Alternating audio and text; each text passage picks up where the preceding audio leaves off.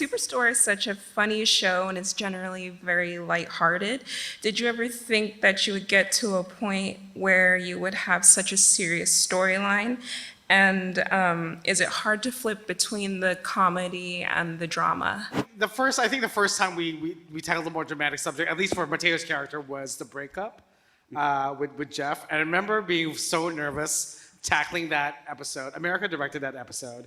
And I just felt so thankful that you were sort of behind the wheel, because I was just like, I felt really supported. But I was like, I am a comedian. I don't know how I'm going to pull this off, because it was like, I don't know, like having to do comedy all the time and then switch like crying your eyes out, having your heart stomped was a difficult thing to do. But I don't know, we have an amazing team of writers, the amazing team of actors to work with that you just feel supported at every turn, so it's easy. Are the customer transitions that we see when they're doing like random weird things, like holding blood in their hand, weird things, are they things that you guys have seen when you're shopping at a superstore, or things that maybe you've done while you're at a superstore? Some of them, especially early on, were things that we'd seen, or I guess maybe done, I hope not, I don't know.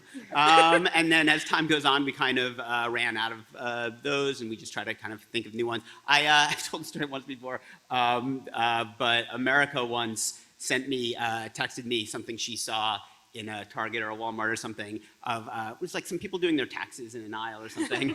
And she was like, this would be a great interstitial. And I was like, oh yeah, that'd be funny. And then I thought for a second, I was like, wait, who took this photo? And she's like, I did.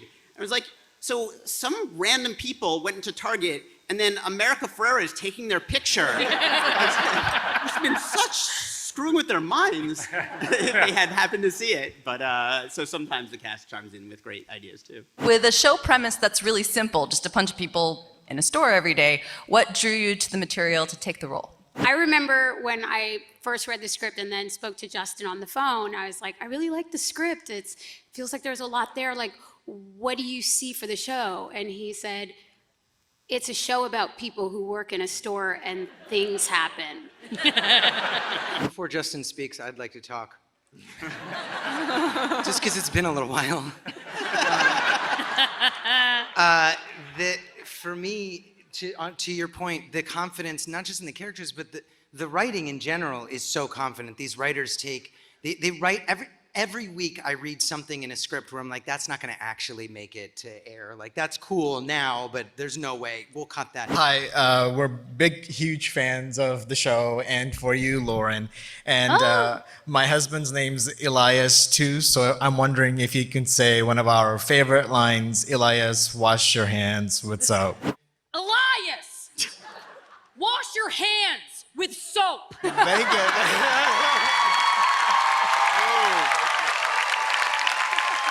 I love the show, and I love the way that your comedy is reflecting reality. And you touched upon Jonah's privilege, or even the broken healthcare and immigration.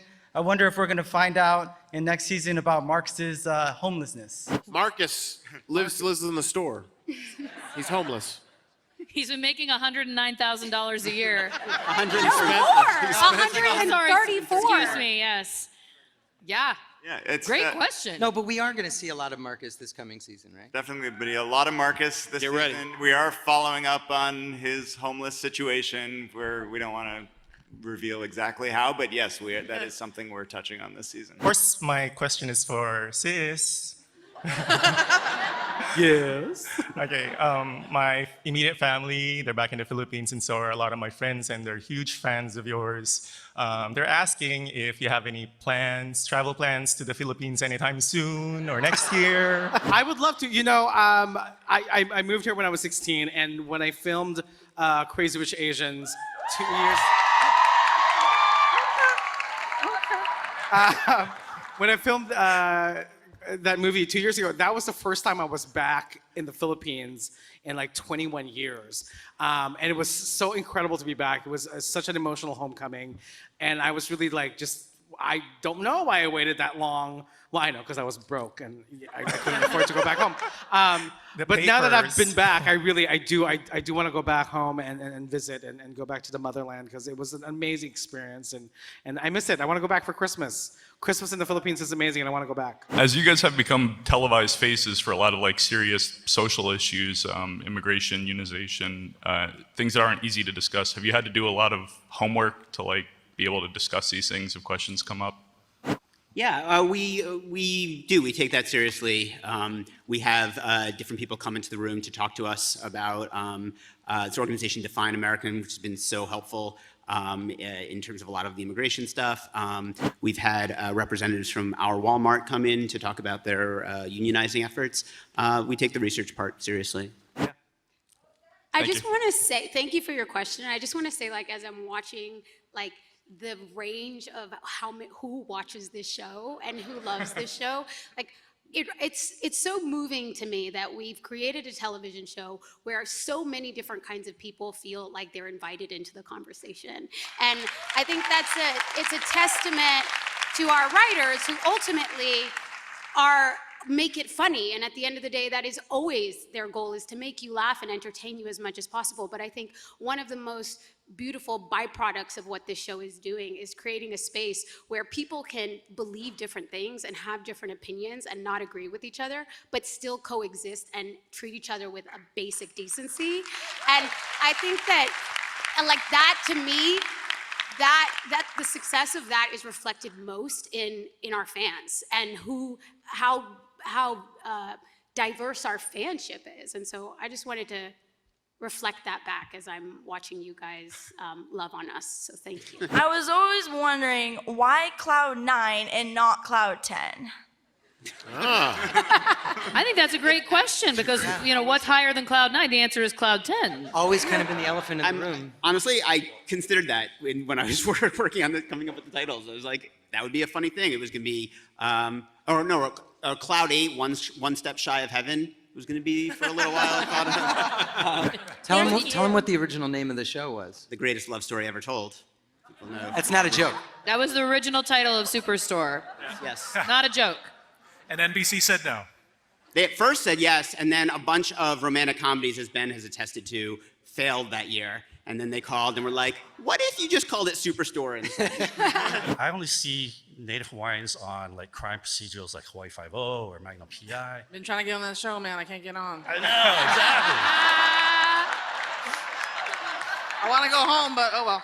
Happy here. Very happy here. Continue. Sorry. I'd say mahalo for putting a Native Hawaiian on a comedy.